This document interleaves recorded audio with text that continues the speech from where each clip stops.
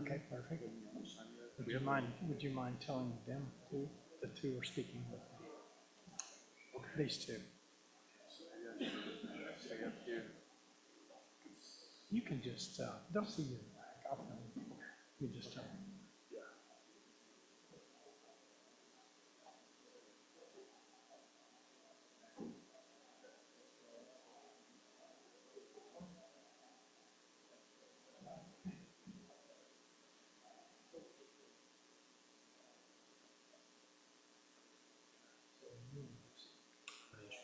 Okay. Ron Nixon? Yeah. Sanara. Just Sanara? Yeah. Okay. Perfect. Yeah, we'll get you started at that time. Oh, 3:30. Have you ready?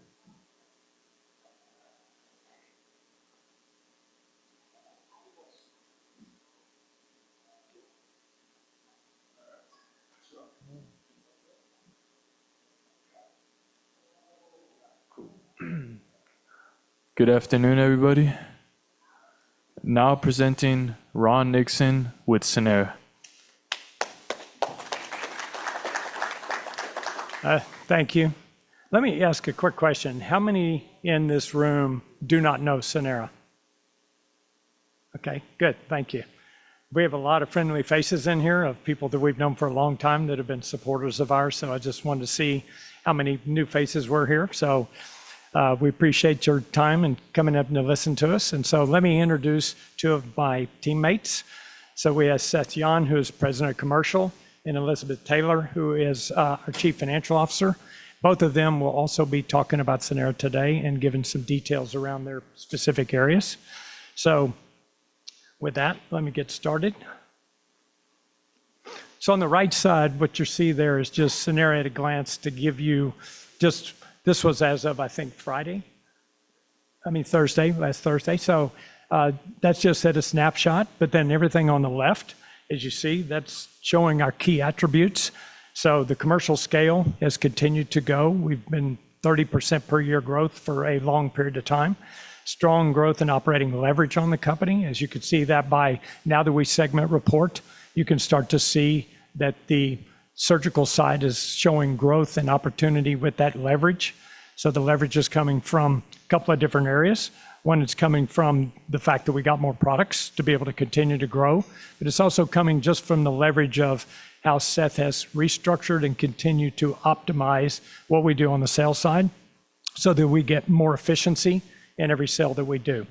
So also you can see we've expanded and growing the market opportunity has not continued to slow at all. It's a $10 billion plus market, and it's continuing to grow for multiple reasons, but predominantly as people are aging and we've got a more aging population today, but you got more active seniors than you probably have ever had. A lot of ortho. Pickleball has been the number one thing for orthos. It's just crushed it for them. And so, but you got many other things like that, but you also have the disease states like diabetes, et cetera, that just continue to grow rampant. And you've got lots of issues around COPD, CHF, all the things that lead to these comorbidity factors that start affecting people that are going into surgery. So we've got a proven M&A track record. Myself, I've been into the investment business, buying companies for more than 30 years. And we've brought on a strong team. We've got a guy, Tyler Palmer, who's heading that up for us today. Very experienced guy, very experienced in the surgical and the wound care space. So that's something that we're very proud of. And Tyler's doing a great job of continuing to find opportunities for us.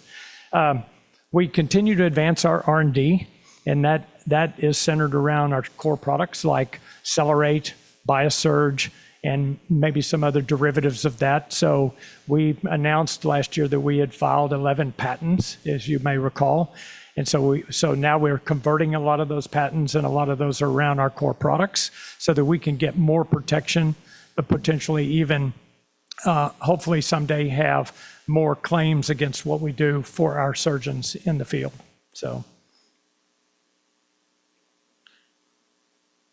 So if you wonder who we are, if you don't know us, so we have built a strategy around empowering the healthcare professionals to maximize patient outcomes through innovative medtech products that deliver cost savings. So what I mean by that, well, we're providing advanced tissue repair solutions for these surgical patients that may, because of the comorbidities, maybe to other factors, these products have helped them heal faster. This is not a claim I'm making. It's just what we hear from our doctors, et cetera. But that's the purpose of it. It is to attempt to try to keep dehiscence down where the wound comes apart. It's try to make sure that you don't have infection rates that are too high because you can close the wound faster. None of those are claims that we make. It's just that that's why we believe the docs end up using our products. Our mission's clear. We want to provide these clinicians with these unique strategies of portfolio solutions that we can, that will support them across all the various specialties that we're in. But what it also is doing is driving costs lower. As you all know probably in this room, if you do anything in healthcare, healthcare never goes backwards in costs. When I started in healthcare, it was like 10% of GDP. It's pretty close to 20 today. It's over 19, and there's been no signs of it shrinking. But I see some positives coming from that. I think you're going to see more and more advancement on these Medicare Advantage plans, et cetera, and more risk taken on all these various surgery areas and so forth in an effort to get better outcomes, which ultimately lower the costs. There's a perverted way of looking at it from the past when you're doing fee for service. Even if a hospital got penalized for the surgery, that the patient was readmitted, by the time they ran them back through all the tests, everything else, they made more money than they lost on the fee, on the fine. So that has to change. I think many of those things are going to change. So, but our strategy also is built on the third bullet point down there, which is prepare, promote, and protect. That's what we're trying to build around, and everything that we want to do is to do that. It's, procedure preparation, it's expedited healing, and it's going to be tissue regeneration and functional restoration. That's what we want to see ultimately with the products that we have, and that's why I believe the surgeons will continue to use the products that we've got. For those that have been with Sanara for a long time, you guys all know the history. It started back in 2018 when it was a $6 million product line. And it was captive in a small little microcap company that was not really doing very well, very small market cap. We entered into a joint venture, we being my company Catalyst, because I wanted to see, would this serve the right purpose for us to be able to launch our wound care strategies? And it did. So we then turned that into a public entity. We uplisted to NASDAQ back in 2020. We'd continue to grow the business. Seth had been here a long time. Seth runs our commercial division. He's built out outstanding distribution to continue to drive all this. And we just continue to do that. We've done some tuck-in acquisitions. We've done some partnerships like with InfuSystems, et cetera. And we did a public offering along the way of $32 million for Cantor Fitzgerald so that we could continue building more products, et cetera. We introduced BIASURGE, ALLOCYTE, some other products around bone biologics, and our soft tissue products. So this has been the trajectory of the business, and it's just continued to grow, and a 57% CAGR. We feel pretty good about that. So from there, what I'd like to do is turn this over to Seth so that he can talk a little bit about the surgical segment.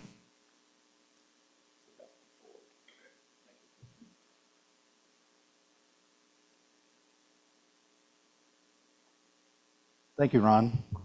As he had mentioned, we really built our entire philosophy as a surgical company around 3 pillars. And it's prepare the wound bed, promote wound healing, and protect.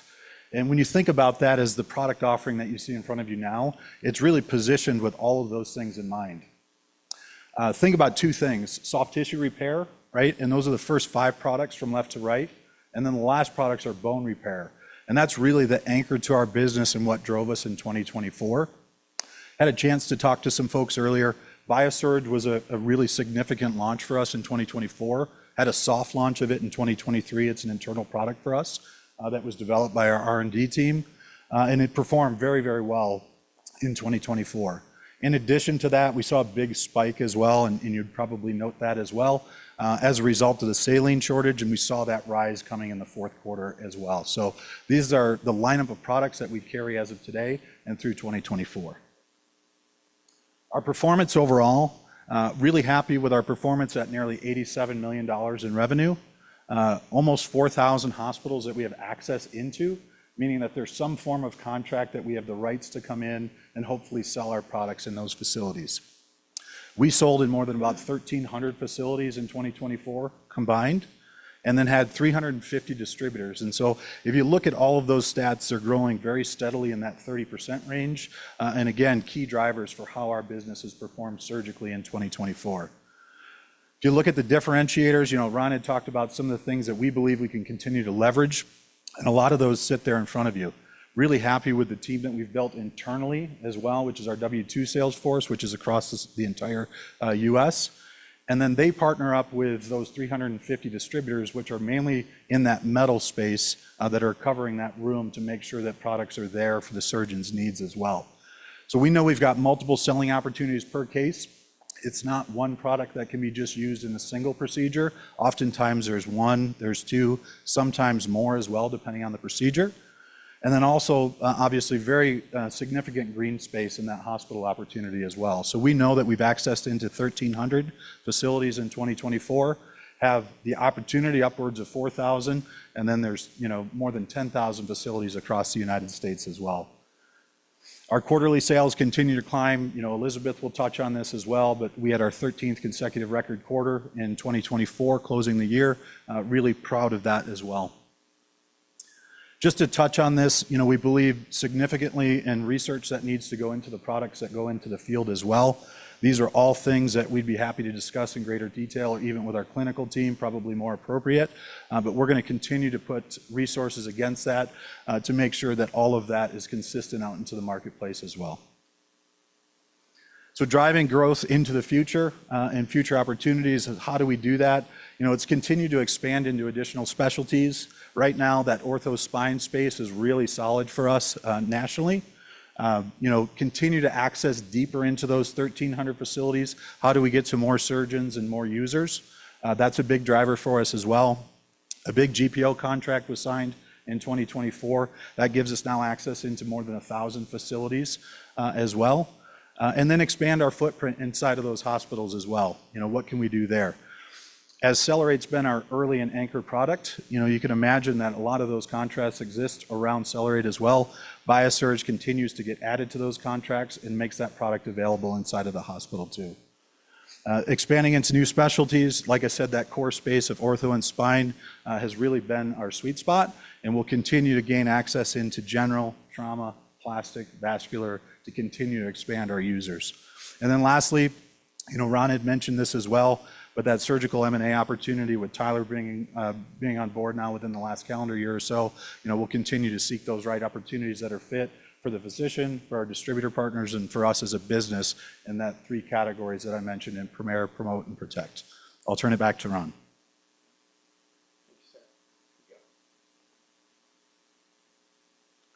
So I want to talk about Tissue Health Plus, which is a non-acute strategy that we formed many years ago to start really addressing an issue that wound care does not fit episodic care. Episodic care is how long you are in for a particular episode in a hospital, a skilled nursing facility, a home health. And the way it starts is you're in a hospital for 3 to 10 days. That's where they get maximum billing on you. If you go beyond that, they start losing money. If you're in a SNF, which is a skilled nursing facility, it's 21 days and then the copay kicks in. If you're in home health, used to be for years and years a 60-day episode. It's now 2 30-day episodes. Wounds don't heal like that, and you've got these chronic wound patients where their wounds are very, very challenging. And because of that, what ends up happening is you end up with a situation where you've got one treatment that happens in the hospital, you got a secondary treatment that happens in the SNF, you got another treatment that happens in home health, never going to be the same treatment unless it's just blind luck, because there's no coordination of care. So this company, Tissue Health Plus, We have a very, very strong team around this, and this team has developed a strategy to go after where we have these high inefficient spends. 69% in the hospital setting is really way too high. And if you look just below that, 45% of that spend is either preventable or wastage. So that's a huge opportunity to be able to go in and offer the first value-based care wound strategy that you could come in and address these. And this has been done in other care settings with other types of diagnosis besides just wound care. That happened in the MA plans where you were shifting patients from going into a skilled nursing facility where they actually qualified to go into home health. And so just that movement alone saved billions of dollars. So we know that this can happen. And so that's one of the things we've zeroed in. We know it's a flawed care model just because of the things I just told you about, because you're not getting consistent treatment. So we have spent an enormous amount of time building a model that gives you what you would need in terms of the type of care for the wound, specific type that you've got, and what we would want to do with that. And that's been backed by a lot of science and a lot of data that has come about. And so that flawed model has been a fee-for-service model where these patients get maintained instead of actually healed. And our focus is on healing these patients and decreasing the cost. They've got cumbersome administration about this. There's been many things that you've probably seen in the press about how these various wound products that come out, they have changing pay scales and schemes and all this other stuff, and it's just not been conducive to lowering overall costs. So we're addressing that and trying to get where we've really paid attention to the audited spend in the areas, changing the landscape for reimbursement full and converting from a fee-for-service model over to a model like we've got today. So what are the key components? You've got a connected and a coordinated intervention. So that's all how you're doing your patient care. You've got adaptive precision co-pilot that tells you step by step from the wound. All this is done in a system that we built off of a company called CarePix, and then added multiple features to it to be able to accomplish all this. And thirdly, digitize the reimbursement and make that much more streamlined and easier for people to be able to bill. When you look at the market opportunity, you can see over in the segment, you can see the spend in the wound patients in Medicare Advantage. You see what it is. This is what we think is addressable within our TAM. So you've got Medicare Advantage at 30 million, you've got Medicare at 36 million, you got the commercial value-based care at 50 plus million, all on wound care, and then ACO partnership potential of 36 million. So the huge TAMs, as you can see by the Bs out there, and you can see the types of risk models that we would take over time. Not initially, a lot of it could be fee for service for us in the beginning, and then over time we will continue to morph as we gather data and understand what we're doing in the value-based care side. With that, I'll turn it over to Elizabeth to talk a little bit about our financial results.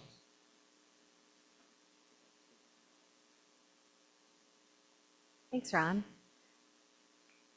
So our full year 2024 highlights, we had a great year. As Ron said, we've been growing about 30% per year for many years, and we continued so in 2024 with a 33% year-over-year growth.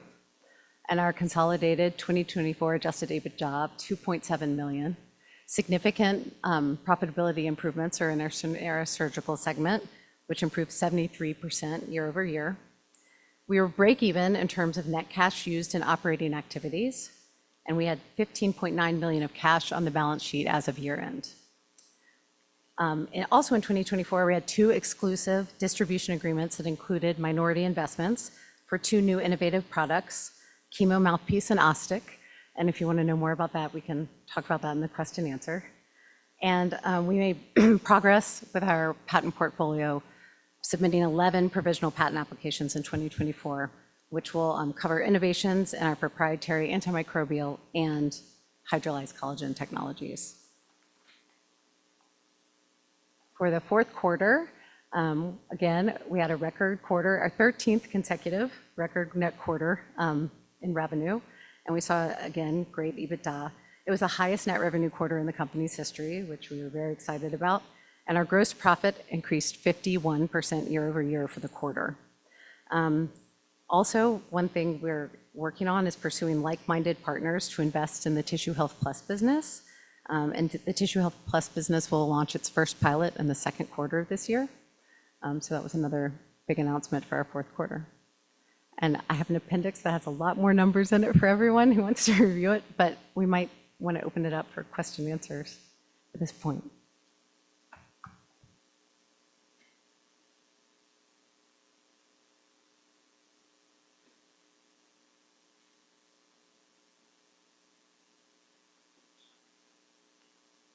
Can we answer any questions for you? Sure. Yeah, the pilot will be provider-driven today so that we can make sure that we understand what's going on there. You got the four major components. You got a patient, you got to have patient cooperation, and so that means they got to understand what they need to do to help themselves. You got a provider, you got a payer, and then you've got our system over on the side. So and that would be also accompanied by a DME that can make sure to get what we need to the patient's side. And so, but this will start with the provider side to make sure all of our systems working right, so we can see that the care in the field is doing what we wanted it to do.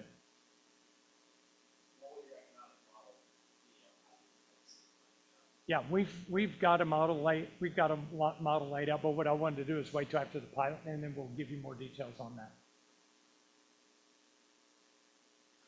Yes. Can you say?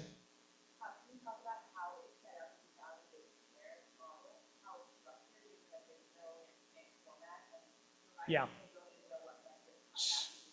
So that value-based care model could actually piggyback right off, for instance, a MA plan, a Medicare Advantage plan. So they have the full risk of the patient. So we could come in there and team with a payer and say, we'll take your wound care. This is what your cost spend has been, okay? And this is what we believe we can deliver. And so it could start as fee for service, and then over time we could look at taking a risk model when we get enough data to be able to go back to them and say it. But I don't see it being a shared model. I see us having a model that would generate good margins for us on an overall system that we deliver, as opposed to what I don't think works very well in the value-based market is when you say, I'm going to take 20% of your savings and think that they're not going to try to whittle you down on those 20% savings. So if we can deliver something to them and we let the cost savings go to them, we can still make a very good margin from my perspective. And that's how we'll do it with ACOs. That's how we would do it with providers. That's, and the other thing is, if we're doing this well, we will be a dream for a provider that says, we can bring you more and more wound care because we're going to be the go-to for the wound care. And we need to have that MSO network, a master service organization where people are following our protocols in order to be able to make this thing work. So we don't want outliers. We want to let the data drive how do you do wound care. And as we continue to do more and more patients, we'll get more and more data around what that efficacy is on the cost side. It would be a partnership with a provider, it'd be a partnership with a payer, it'd be a partnership with a DME, all wanting to be rowing in the same direction. Yeah. Geographically, are you mostly U.S.? Where do you produce products? Yeah, we're 100% in the U.S. and all of the products, with the exception of one, are done in the U.S. and the others in a friendly exempt status country today. And we don't anticipate anything on that side, but you never know. It seems to change day to day. So, any other questions? Yes. We hope to have a commercial side launch, which would generate revenue as soon as the pilot is finished and we go into a commercial pay structure. Yes.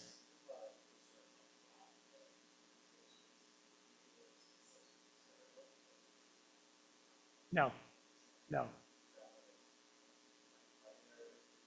It is very much so, and very much so, because we talk about that a lot.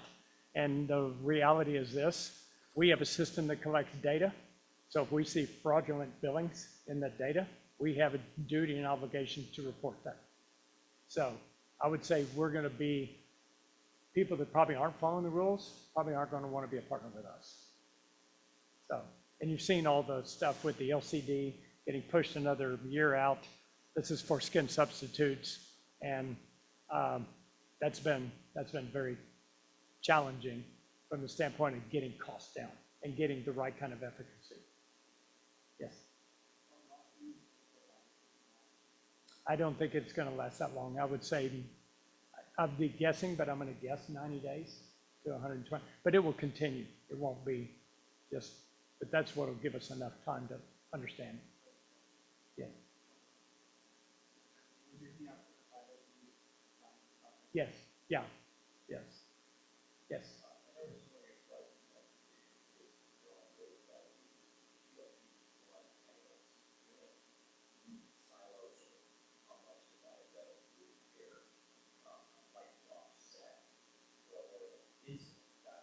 Yeah, I think GLP-1 is going to, this is a personal opinion, I think it's going to have amazingly good. But here's a known fact. You can look it up. Death by a diabetic foot ulcer is the same rate per year as cancer, death by cancer. So what does that tell you? It's got a long way to go to get solved. And we still, when I went into business, in my business, there were 0 states that were above the obesity level. All 50 states were below the obesity level. And then the last time I checked, all 50 states are above the obesity level, and 23 are above morbidly obese. That was data from 2018. So it's probably changed from there, but we got a long way to go before GLP-1 is going to transform our country. Personal opinion. So, yes, hope we're done. Okay. Thank you all very much for being here. Appreciate that.